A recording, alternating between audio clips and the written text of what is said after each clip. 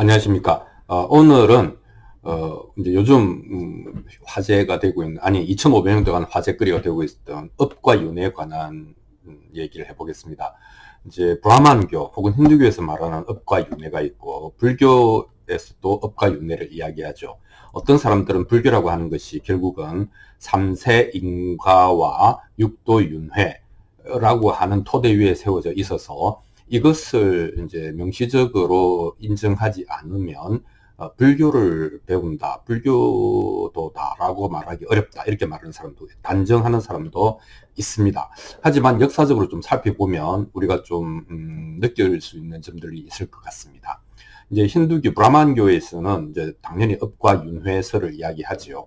그러니까 이제 결국 네가 전생에 나라를 말아 먹었기 때문에 오늘날 이 모양 이 꼴이고, 지금 더 네 인생에서 객이면 다음 생에는 더 험한 꼴을 보게 되니까 묵묵히 참고 견뎌라 이렇게 되는 것이죠. 그래서 그것을 이제 업장이 두텁다 이렇게 이야기하고, 이 아트만이라고 하는 영원하고 불멸하는 영혼이 자기 정화 과정이 곧 윤회 과정이기도 하다 이렇게 이야기를 하는 것이죠. 그래서 이 자기 정화 과정으로서의 그 아트만의 이 겉에 있는 오염문의 정화 과정을 윤회라고 보고, 그래서 윤회라고 하는 것은 사실이며, 이 진리를 찾아가는 데 있어서도 굉장히 중요한, 하나의 이 형태다. 이렇게 이야기를 하는 겁니다. 더군다나 여기서 중요한 것은, 지난 생, 이번 생, 다음 생에 연결되고 연속되고, 이어지고 손상되지 않는 영혼, 불멸하는 영혼 혹은 자아를 전제하고 있다 이렇게 이야기를 할 수 있겠죠. 근데 이것은 붓다의 견해와는 정반대거든요. 붓다는 뭐라고 그러는가 하면 어떤 경우에도 재생, 다시 살아나거나 그 죽었던 것이 계속 이어지거나 이런 것은 없다라고 얘기했습니다. 그리고 그 무아슬이라고 하는 것을 이제 이 산스크리트로 번역을 하면 안 아트만이잖아요. 그러니까 붓다가 반대했던 것은 내가 없다 이런 말보다도 뭐 결국은 같은 말일 수도 있는데, 아트만이라고 하는 형이상학적인 그 실체는 없다, 그걸 부정한 거거든요. 그래서 아트만의 속성이라고 하는 것이 영원하고 불멸하는 것이며 아주 깨끗하고 지복에 가득 찬 그런 상상의 존재를, 실체를 의미하는 것이어서 원래 상락아정입니다. 근데 붓다는 뭐라 그랬습니까? 무상고 무아이며 부정하다 그랬지 않습니까? 그러니까 그것이 다 붓다의 그 교설이라고 하는 것은 다 이제 아트만 사상을 이렇게 부정하기 위한, 그것이 아니다라고 하기 위한 문법 체계를 가지고 있다 이렇게 이야기를 할 수 있겠습니다. 즉 그것이 바로 불교의 삼법인인 무상고 무아가 의미하는 바죠.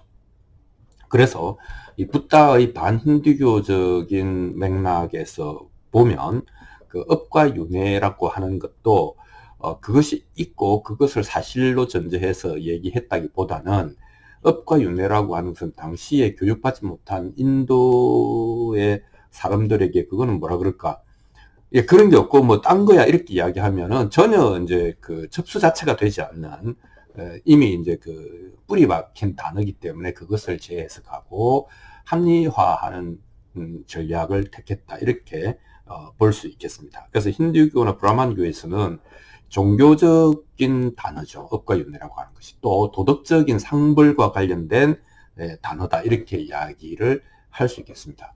근데 붓다는 분명하게 상을 받거나 벌을 받는 주체, 전생의 자기 일에 대해서 상을 받거나 벌을 받는 주체라고 하는 그런 것은 없다라고 분명하게 얘기를 했거든요.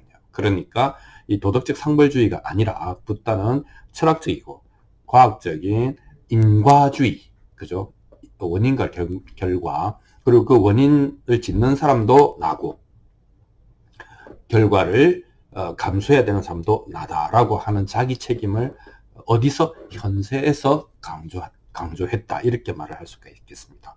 붓다도 역시 윤회를 말하기를 삼사라, 그러니까 그 수레바퀴죠. 삼사라는 돌아간다.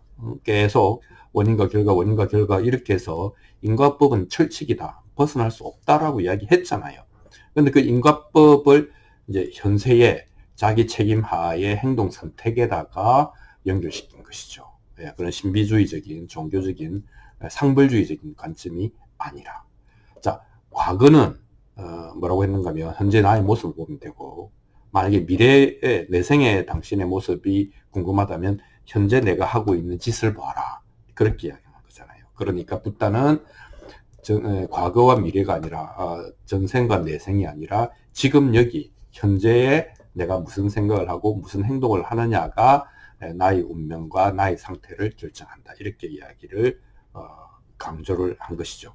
그래서 하지만 붓다는 또한 인과법을 기계적으로 적용하지 않고 거기에 연이라고 하는 인연과라고 하는 것을 붙여서 연기법으로 이야기를 했지 않습니까? 인과는 분명하지만 거기에 연이 끼어들면, 그 씨를 뿌리는 것은 인과고 꽃이 피는 것은 결과지만 그 원인의 결과 사이에 뭐 물도 있고 바람도 있고 햇빛도 있고 영양분도 있고 농부의 그 손길도 있고, 이런 것들이 연이 되어서 그 결과가 좋기도 하고 결과가 안 좋기도 하고, 마찬가지로 죄를 지었으면 벌을 받을 텐데 그 죄와 벌 사이에 본인이 참여하고 회개하고 여러 가지 이제 좋은 일을 많이 하고 등등등 이렇게 하면 나중에 벌 받을 때도 그것은 참작되지 않느냐, 이렇게 얘기를 하는 거죠. 예, 그래서 뭐 이빨 안 닦으면 이빨이 썩는 충치가 발생해서 입을 뽑아야 될 텐데, 옛날 같으면 그 충치 때문에 고생을 많이 했겠지만은 요즘의 시절 인연을 만나면 과학기술이 의료가 발전해서 그렇게 고생스럽지 않게 이빨을 치료할 수 있지 않습니까? 다 이런 게 인과 과 사이의 연이라고 하는 대단히 복잡한 프로세스가 있다 라고 하면서, 이것도 연기법이라고 하는 이름으로 인과법칙도 굉장히 유연하게 약간 복잡계처럼 설명을 했습니다. 물론 연기법은 이것이 있으면 저것이 있다라고 하는 대칭성이 가장 중요한 연기법의 핵심이긴 하지만, 어쨌든 원인과 결과 사이에 연이라고 하는 유연한 프로세스가 끼어들었다, 이렇게 이야기를 할 수가 있겠습니다. 그래서 붓다는 이 업이라든지 윤회라든지 이런 것을 뭐 삼사라든지 아니면 이제 연기법이라든지 이런 식으로 살짝살짝 단어를 바꾸면서 점점 어떻게 보는가 하면은 인간화, 자기 책임, 자기 선택에 의한 운명의 개선, 뭐 그것이 곧 자유다, 이런 이제 얘기를 하고 싶었던 것 같습니다. 그래서 붓다의 목적은 처음부터 끝까지 극락에 가는 것이 아니다.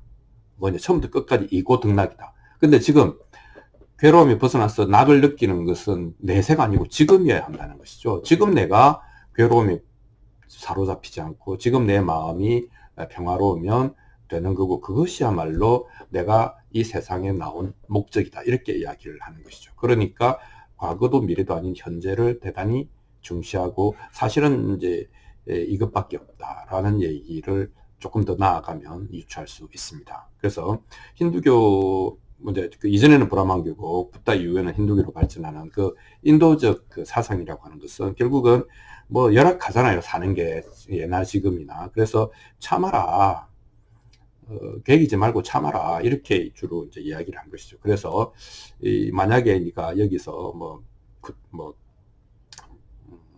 항의를 하고 봉기를 하고 분란을 일으키면 이 업이 더 두터워져서 다음 생은 더 험한 꼴을 보게 될 거다, 이렇게 이제 이야기를 약간 설득한다라고 할 수 있는데, 이제 붓다는 이제 인간의 지혜가 깨어나기 시작한 그 시점에서 그렇지 않다, 인간의 운명은 자신이 헤쳐나가야 한다라는 얘기를 했다고 할 수 있겠습니다. 그래서 이제 붓다의 설법이 아까 이야기한 것처럼 재생은 없다, 진짜는 절대 죽지 않고 영원불멸하며 세세생생 몸을 바꾸어서 그 불멸의 영혼의 업장을 정화하는 과정이다, 이런 식의 힌두교적 설명을 거부합니다. 자, 그러면 이제 2500년 불교의 논쟁이 나타납니다. 그러면 아니 근데 그럼 윤회가 있는데 나는 없으면 없는 내가 어떻게 윤회를 하냐, 이렇게 이제 무아와 윤회로는 이제 정말 쉽지 않은 이제 그 상충이 됩니다. 그래서 여러 가지 논란이 많았고 지금도 완전히 해결되어 있지는 않지만 점차 이제 그 무아니까 내가 윤회한다 이런 말을 못 하잖아요. 뭐가 윤회하는가 하면 업이 윤회한다. 그 업윤회설이 가장 유력하다, 이렇게 이야기를 할 수 있겠습니다. 그렇지만 아니 업이 윤회한다고? 그럼 나하고 상관없는 거 아니야? 그러니까 이번 생에 내가 죽고 다음 생에 그 뭐가 태어나서 그 업을 이어받는다 하더라도 그것은 내가 아니지 않냐. 그럼 끝난 거 아니야 논의가 뭐 이렇게 생각할 수도 있죠. 이게 굉장히 중요한. 그런데 이제 업 윤회설을 이제 그 아트만을 부정하는 무아설과 윤회설을 이제 이렇게 메비우스의 띠처럼 연결시키려면 업이 윤회한다 이렇게 보는 것이죠. 그래서 그 어떻게 보면 여파가 있다. 여러분 이것은 다음 것에 영향을 미친다. 근데 그 다음 것이 나는 아니다. 이제 이렇게 되는 것이죠. 그래서 이제 다시 살아나거나 상과 벌을 받는 주체는 없지만 어떤 원인이 있으면 어떤 결과가 있을 수밖에 없다. 여러분 IMF 이후에 한국 경제가 많이 하고 많이 힘들어지고 많은 가정이 깨어지고 많은 자살자가 생기고 그 이후에 기업의 종신고용 관행은 깨어지고 뭐죠 그 계약제나 비정규직이 많이 양산되고 하는 것들은 다 여파가 있는 거잖아요. 그 사람이 그것을 업보를 받는 것은 아니지만 어쨌든 하나의 그 인이 생기면 관은 반드시 나타나게 되어 있다. 이것이 붓다가 이야기한 삼사라 돌아간다. 윤회의 수레바퀴는 돌아간다. 이렇게 이해할 수 있겠습니다. 그래서 붓다의 메시지는 처음부터 끝까지 괴로움에서 벗어나는 것에 있고 그것은 심리적인 문제고 심리적으로 자유로워지려면 과거나 미래로 도망가면 안 되고 지금 여기에 집중해야 된다. 이렇게 이야기를 하는 것입니다. 그래서 이제 그게 이제 인식이 없으면 세계도 없다. 이제 그 붓다가 얘기하는 세계라고 하는 것은 인식의 세계거든요. 18개. 그러니까 육근이 육진을 만나서 육식을 만들어내는 인식의 세계야말로 인간이 감지할 수 있는 유일한 세계고 세계 자체가 어떻게 되어 있는지 하는 것을 알 도리는 없다라고 하는데 더 가깝다라고 보여집니다. 그래서 인식이 없으면 세상도 없다. 그래서 유식이잖아요. 그래서 이미 그때 2500년 전에 뇌과학적인 존재론 뭐 이렇게 표현을 할 수 있을지 모르겠습니다만은 그런 인식의 문제가 중요함을 얘기했던 것 같습니다.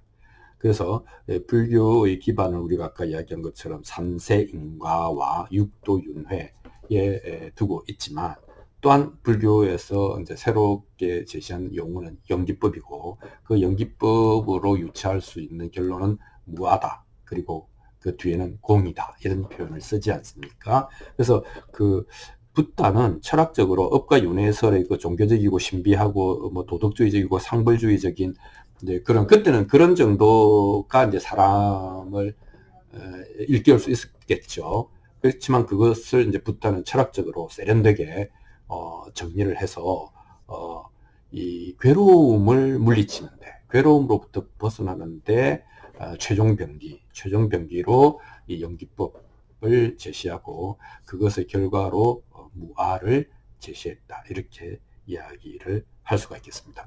그래서 연기법, 무아, 공이라고 하는 그새 몰입하고 집중하고 그것을 이렇게 잘 보면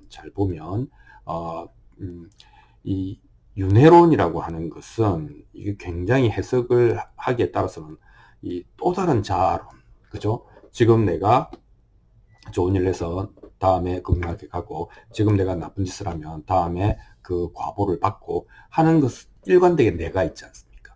내가 있다는 것, 나라는 인식 자체가 괴로움의 원천이라고 불교가 분명하게 못을 받고 있는데도 그런 어떤 이 인과를 윤회에 잘못 적용시키면 또 다른 의미의 자아론이 되는 것이다. 이렇게 이야기를 할 수 있겠습니다. 그러니까 결국 미래의 영광과 뭐 이렇게 그 번영을 바라는 연속되기를 바라는 마음이 있는 것이죠.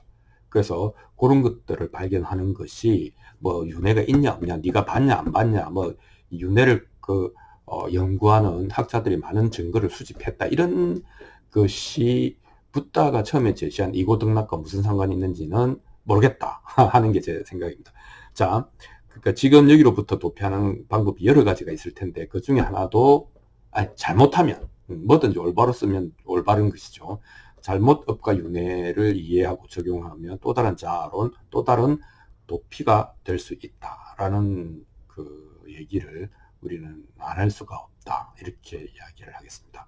우리의 마음은 불교는 마음에 관한 것이고, 불교의 세계라고 하는 것은 인식의 세계고, 불교는 그 마음이 인식하는 그 세계에서 자유와 평화와 괴로움의 소멸을 원하지 않습니까? 그러니까 삼세인가와 육도윤회는 나의 마음을 짓는 데 따라서 나는 하루에도 12번씩 육도, 그죠? 6가지 이 마음의 세계를 경험하면서 사는 존재다. 이렇게 또 심리적으로도 해석을 할 수가 있겠습니다. 자, 오늘은 2500년간의 논란, 아마 영원히 꺼지지 않겠죠. 그 불교에서 업과 윤회를 어떻게 이해하고 삶에 적용할 것인가에 대해서 말씀드려 보았습니다. 감사합니다.